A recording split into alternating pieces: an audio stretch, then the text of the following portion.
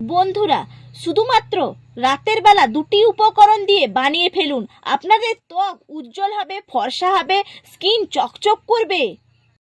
নমস্কার বন্ধুরা, নতুন একটা পর্বে আপনাদের সবাইকে স্বাগত। আজকে একটা খুব সুন্দর রেমেডি শেয়ার করব, যেটা ব্যবহার করার ফলে দেখবেন আপনাদের ইনস্ট্যান্ট গ্লো দেবে এবং রাতের বেলায় কিন্তু এটা ব্যবহার করতে হবে।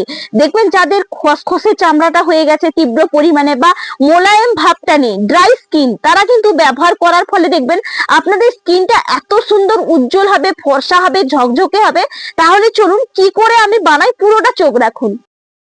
দেখুন, প্রথম উপকরণ নিয়েছি এখানে ভেসলিন। ভেসলিন কি করে? ত্বককে পুরোপুরি লক করে, শীতে শুষ্ক ত্বককে রক্ষা করতে সাহায্য করে, স্কিনকে হেলদি করে, ফাটা ঠোঁট বা পায়ের গোড়ালি কিন্তু রিপেয়ার করতে সাহায্য করে। তার কারণ এখানে ভেসলিনটা দেখুন, আমি যতটা প্রয়োজন ততটাই কিন্তু নিয়ে নিচ্ছি, আপনাদের যতটা প্রয়োজন ততটাই কিন্তু বানিয়ে নিতে পারবেন। আর এই ভেসলিনটা বন্ধুরা আমি নিজের হাতে তৈরি করেছিলাম। যারা এখনো পর্যন্ত ভেসলিন তৈরি করাটা দেখেননি, তারা কিন্তু দেখে চটপট করে বানিয়ে নিতে পারবেন। এরপর ভেসলিনটাকে ভালো করে এইভাবে মিশিয়ে নিতে হবে। দেখুন, খুব সহজেই কিন্তু মিশিয়েও যাবে। দেখুন, ভেসলিনটা তো মিশিয়ে নিয়েছি। এর পরের উপকরণ হলো আটা। এটা কিন্তু প্রত্যেকের বাড়িতে আটা থাকে। দেখুন, আটা কিন্তু আমাদের মুখটাকে ব্রাইট করতে সাহায্য করে, সঙ্গে সঙ্গে উজ্জ্বল নিয়ে আসবে, কোমল করে তুলবে। কিন্তু যে কোনো আটা নেওয়া যাবে না, বাড়িতে থাকা আটা যেটা গম কুটে বের করা হয় সেই আটাটা, না হলে প্যাকেট আটাটা নেবেন। কোনোভাবেই কিন্তু রেশন আটা ব্যবহার করা যাবে না। দেখুন, এই ভেসলিনের সঙ্গে আটাটা সুন্দর করে এইভাবে মিশিয়ে নিতে হবে। প্রথমে সুন্দর করে কিন্তু মিশিয়ে নেবেন, তারপরের উপকরণগুলো দেব, কিন্তু মিশিয়ে নেই প্রথমে ভালো করে। দেখুন, ভালো করে মিশিয়ে নিয়েছি। এরপরে আমি কি করব, এর মধ্যে কিন্তু দেখুন আর একটা বাটির মধ্যে আমি নিয়েছি এখানে দুধ। কাঁচা দুধ কিন্তু বন্ধুরা লাগবে।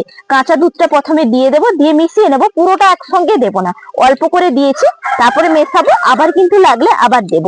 দুধ কিন্তু আমাদের ক্লিন করতে খুবই সাহায্য করে এবং সব নরম করতেও সাহায্য করে। তার কারণে কিন্তু আমি দুধটা ব্যবহার করলাম।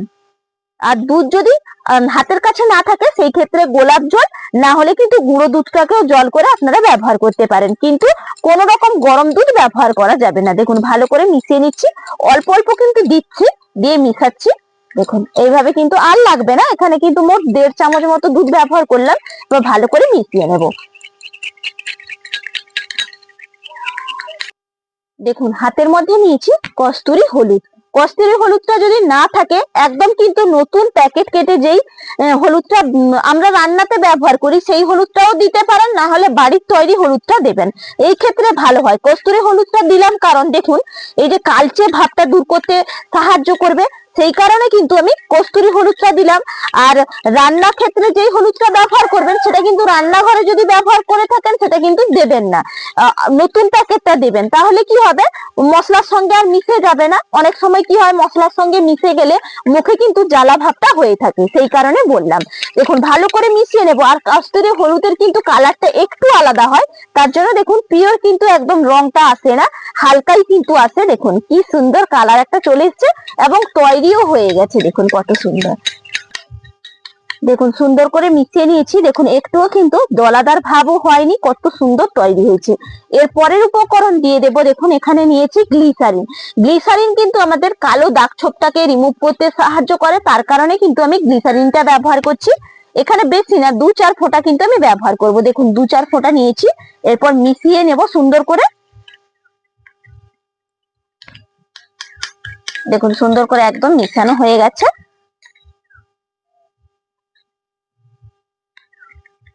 দেখুন, এরপর সারা মুখে সুন্দর করে কিন্তু আমি লাগিয়ে নেব, পুরো মুখটাতে।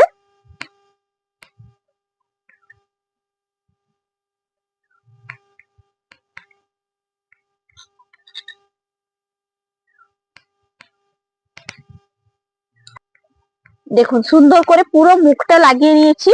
এটা কিন্তু হাতের মধ্যেও ব্যবহার করতে পারবেন। দেখুন, এরপর 5 মিনিট কিন্তু মুখের মধ্যে রাখতে হবে। 5 মিনিট বাদে আবার আসছি।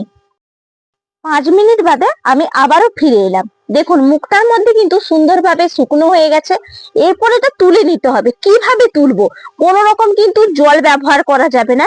এটা কিন্তু দেখুন এইভাবে জাস্ট ঘষা ঘষা দিতে দিতে দেখবেন এরকম কিন্তু একদম উঠে আসবে, এইভাবেই কিন্তু তুলতে হবে, কোনো রকম জল ব্যবহার করবেন না। দেখুন এইভাবে আমি তুলে নিচ্ছি। এতে কি হবে জানেন, ভেতরে যে লোমের গোড়ায় গোড়ায় ময়লাগুলো আছে সেগুলো একদম সুন্দরভাবে রিমুভ হয়ে যাবে। সেই কারণে কিন্তু এইভাবে তুলবেন, বা ভেতর থেকে যে কোষগুলো আছে সেই কোষগুলো সুন্দরভাবে ব্রাইট করতে সাহায্য করবে, উজ্জ্বল করবে। সেই কারণে আমি এইভাবে ঘষা দিয়ে দিয়ে তুলে নিচ্ছি, একদম আলতো হাতে, বেশি কিন্তু চাপও দিতে হবে না, সুন্দর করে দেখুন তোলা হয়ে যাবে। দেখুন মুখটা সুন্দরভাবে তো ক্লিন করলাম, দেখালাম আপনাদেরকে। তারপরে কিন্তু ভিজে টাওয়াল দিয়ে মুছে নেবেন, জাস্ট, আর কিচ্ছু করার লাগবে না। আর কিন্তু ঘুমোতে যাওয়ার আগে শুধুমাত্র আর একটা জিনিস লাগিয়ে নিতে হবে, এই যে নারকোল তেল। নারকোল তেল কি করবে, ময়শ্চারাইজারের কাজ করবে। তার জন্য দেখুন হাতের মধ্যে 2-4 ফোঁটা নিয়ে নিলাম। দেখুন নারকোল তেল তো নিয়ে নিয়েছি, এরপর নিয়ে নেব গোলাপ জল।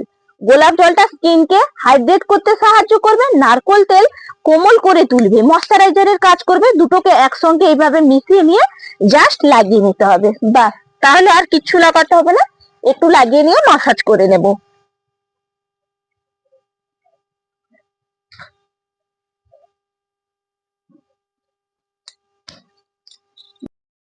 মুখের মধ্যেও লাগিয়ে দিয়েছি, হাতের মধ্যেও একটু লাগিয়ে নিলাম, বাস হয়ে গেল।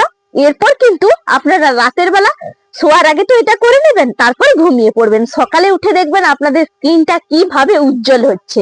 তাহলে আজকের মতন এখানেই পর্ব শেষ করছি, আগামীকাল আবার দেখা হচ্ছে। নমস্কার।